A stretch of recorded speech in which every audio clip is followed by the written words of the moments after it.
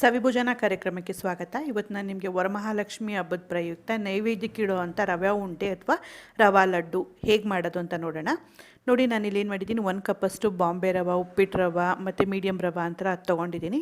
ಇದಕ್ಕೆ 1 ಕಪ್ಪಷ್ಟು ಒಣಕೊಬ್ಬರಿ ತುರಿನ ಮೇಲ್ಗಡೆ ಕಪ್ಪು ಭಾಗ ಎಲ್ಲ ತೆಗೆದು ಈ ವೈಟ್ ಭಾಗ ಮಾತ್ರ ನಾನು ಸಣ್ಣದಾಗಿ ತುರಿದಿಟ್ಕೊಂಡಿದ್ದೀನಿ. ಆದಷ್ಟು ಸಣ್ಣದಾಗಿರಲಿ. ಇದೇ ಕಪ್ ಮೆಜರ್ಮೆಂಟಲ್ಲಿ ನಾನು 3/4 ಕಪ್ಪಷ್ಟು ಸಕ್ಕರೆ ತೊಗೊಂಡಿದ್ದೀನಿ. ನಿಮಗೇನಾದರೂ ಸಿಹಿ ಅಂಶ ಜಾಸ್ತಿ ಬೇಕು ಅಂತ ಹೇಳಿದ್ರೆ ನೀವು 1 ಕಪ್ ಸಕ್ಕರೆನೂ ಸಹ ಯೂಸ್ ಮಾಡ್ಬೋದು.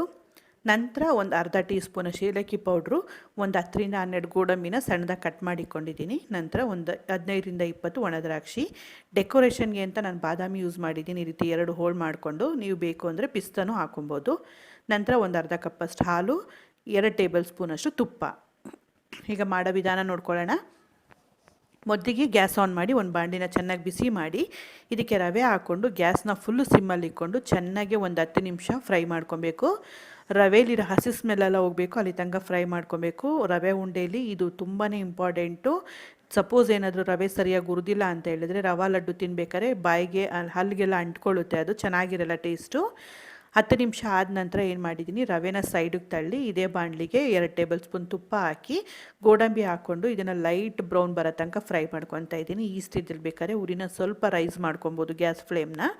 ಇದು ಒಂದು ಸ್ವಲ್ಪ ಲೈಟ್ ಆದ ತಕ್ಷಣ ಇದಕ್ಕೆ ನಾನು ಒಣ ದ್ರಾಕ್ಷಿ ಆ್ಯಡ್ ಮಾಡ್ತಾಯಿದ್ದೀನಿ. ಒಣ ದ್ರಾಕ್ಷಿ ಹಾಕ್ಕೊಂಡು ಒಂದು 2 ಸೆಕೆಂಡ್ ಫ್ರೈ ಮಾಡ್ತಾಯಿದ್ದೀನಿ. ಏನಾದರೂ ದ್ರಾಕ್ಷಿ ತುಂಬ ಫ್ರೈ ಆಗಿ ಉಬ್ಬಿದ್ರೆ ಅದು ರವಾ ಲಡ್ಡು ಅಷ್ಟು ಟೇಸ್ಟ್ ಇರಲ್ಲ, ಹಾಗಾಗಿ ನಾನು ತುಂಬ ಫ್ರೈ ಮಾಡ್ತಾಯಿಲ್ಲ.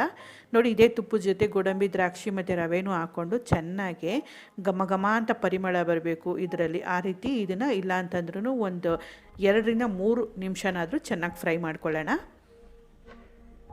ನೋಡಿ, ಈ 3 ನಿಮಿಷ ಆದ ನಂತರ ನಾನು ಒಣಕೊಬ್ಬರಿ ತುರಿ ಹಾಕ್ತಾಯಿದ್ದೀನಿ. ಈ ಒಣಕೊಬ್ಬರಿ ತುರಿ ಜಾಗ ಬದಲು ನೀವು ಅರ್ಧ ತೆಂಗಿನಕಾಯಿ ತುರಿ ಮತ್ತು ಅರ್ಧ ಒಣಕೊಬ್ಬರಿ ತುರಿನೂ ಹಾಕ್ಬೋದು. ಇದು ಹಾಕ್ಕೊಂಡು ಮಿನಿಮಮ್ ಇಲ್ಲ ಅಂತಂದ್ರೂ 1 ನಿಮಿಷ ಫ್ರೈ ಮಾಡ್ಕೊಳ್ಳೋಣ. ನಂತರ ಏನು ಮಾಡ್ತಾಯಿದ್ದೀನಿ, ಇದಕ್ಕೆ ಸಕ್ಕರೆ ಆ್ಯಡ್ ಮಾಡ್ತಾಯಿದ್ದೀನಿ. ಸಕ್ಕರೆ ಆ್ಯಡ್ ಮಾಡಿಕೊಂಡು ಏನು ಮಾಡಬೇಕು, ಗ್ಯಾಸ್ನ ಫುಲ್ ಸಿಮ್ಮಲ್ಲೇ ಇರಬೇಕು, ಯಾವುದೇ ಕಾರಣಕ್ಕೂ ರೈಸ್ ಮಾಡಬೇಡಿ. ಒಂದು 3 ನಿಮಿಷ ಇದನ್ನು ಚೆನ್ನಾಗಿ ಫ್ರೈ ಮಾಡಬೇಕು. ಈಗ ಏಲಕ್ಕಿ ಪೌಡ್ರನ್ನು ಹಾಕ್ಕೊಂಡು ಇದನ್ನು ಒಂದು 3 ನಿಮಿಷ ಚೆನ್ನಾಗಿ ಬಿಸಿ ಬರಬೇಕು. ಈ ಸಕ್ಕರೆ ರವೆ ಜೊತೆ ಕೊಬ್ಬರಿ ಜೊತೆ ಎಲ್ಲರ ಜೊತೆ ನೀಟಾಗಿ ಮಿಕ್ಸ್ ಆಗಬೇಕು. ಅಲ್ಲಿ ತನಕ ಇದನ್ನು ಚೆನ್ನಾಗಿ ಒಂದು 3 ನಿಮಿಷನಾದರೂ ಹುರ್ಕೊಳ್ಳೋಣ. ನೋಡಿ, ಆದ ನಂತರ ಇದಕ್ಕೆ ನಾನು ಏನು ಮಾಡ್ತಾಯಿದ್ದೀನಿ, ಹಾಲು ಹಾಕ್ತಾಯಿದ್ದೀನಿ. ಇದು ನಾನು ಬೆಳಗ್ಗೆನೇ ಕಾಯಿಸಿರೋಂಥ ಹಾಲು ಈಗ ತಣ್ಣಗೆ ಇದೆ. ಅದೇ ಹಾಲು ಹಾಕ್ಕೊಂಡು ಏನು ಮಾಡ್ತಾಯಿದ್ದೀನಿ, ಇಲ್ಲ ಅಂತಂದ್ರೂ ಒಂದು 15ರಿಂದ 20 ಸೆಕೆಂಡು ಇದನ್ನು ಕೈ ಬಿಡದೇ ಇರೋ ಥರ ಚೆನ್ನಾಗಿ ರೀತಿ ಮಿಕ್ಸ್ ಮಾಡ್ತಾ ಇದನ್ನು ಏನು ಮಾಡಬೇಕು, ಒಂದು ಅಂಟು ಬರೋ ತನಕ ಇದನ್ನು ಚೆನ್ನಾಗೇ ಮಿಕ್ಸ್ ಮಾಡ್ತಾ ಇರಬೇಕು. ನೋಡಿ, ಇದು ಅಂಟು ಬಂದಿದೆ ಅಂತ ಚೆಕ್ ಮಾಡ್ತಾಯಿದ್ದೀನಿ. ಇನ್ನೊಂದು ಚೂರು ಬರಬೇಕು, ಹಾಗಾಗಿ ಇನ್ನೊಂದು 2 ಸೆಕೆಂಡ್ ಇದನ್ನು ಚೆನ್ನಾಗಿ ಫ್ರೈ ಮಾಡ್ಕೊಳ್ಳೋಣ. ನೋಡಿ, ಈಗೇನು ಮಾಡಬೇಕು, ಈ ರೀತಿ ಚೆನ್ನಾಗಿ ಫ್ರೈ ಆದ ನಂತರ ಈಗ ನಾನೇನು ಮಾಡ್ತಾಯಿದ್ದೀನಿ, ಕಂಪ್ಲೀಟಾಗಿ ಕೂಲ್ ಆಗೋದಕ್ಕೆ ಬಿಟ್ಬಿಡ್ತೀನಿ. ಕಂಪ್ಲೀಟಾಗಿ ಅಂತಂದರೆ ಸ್ವಲ್ಪ ಬಿಸಿ ಇರಬೇಕು, ತುಂಬ ತಣ್ಣಗಾದ್ಮೇಲೆ ಉಂಡೆ ಮಾಡೋಕ್ಕಾಗಲ್ಲ. ನೋಡಿ, ಈಗ ಸ್ವಲ್ಪ ಇನ್ನೂ ಬಿಸಿ ಇದೆ, ಕೈ ಮುಟ್ಟಿದ್ರೆ ಬಿಸಿ ಅನಿಸುತ್ತೆ. ಈಗ ಸ್ವಲ್ಪನೇ ಇದು ಉಂಡೆ ತೊಗೊಂಡು ಯಾವ ಸೈಜಿಗೆ ಬೇಕೋ ಆ ಸೈಜ್ಗೆ ನೀವು ರವಾ ಲಡ್ಡುನ ಈ ರೀತಿ ಮಿಕ್ಸ್ ಮಾಡ್ತಾ ಕೈಯಿಂದ ಹಿಂಗೆ ಉಂಡೆ ಮಾಡ್ಕೊಬೇಕು. ಈ ಉಂಡೆ ಮಾಡಬೇಕಾದ್ರೆ ನಾನು ಒಂದು ಬಾದಾಮಿನ ಹಾಕಿ ಈ ರೀತಿ ಪ್ರೆಸ್ ಮಾಡಿ ಉಂಡೆ ಮಾಡ್ತಾಯಿದ್ದೀನಿ. ಇದು ಚೆನ್ನಾಗಿ ಕಾಣಿಸುತ್ತೆ. ಆ ನಂತರ ನೀವೇನು ಮಾಡಬೇಕು, ಒಣಕೊಬ್ಬರಿ ತುರಿಲಿ ನೀವು ಇದನ್ನು ರೋಲ್ ಮಾಡಿಕೊಂಡು ನಾನು ಇದನ್ನು ಒಂದು ಸಪ್ರೇಟಾಗಿ ಒಂದು ತಟ್ಟೆಗೆ ತೆಗೆದಿಟ್ಕೊತಾ ಇದ್ದೀನಿ. ನೋಡಿ, ಈ ರೀತಿ.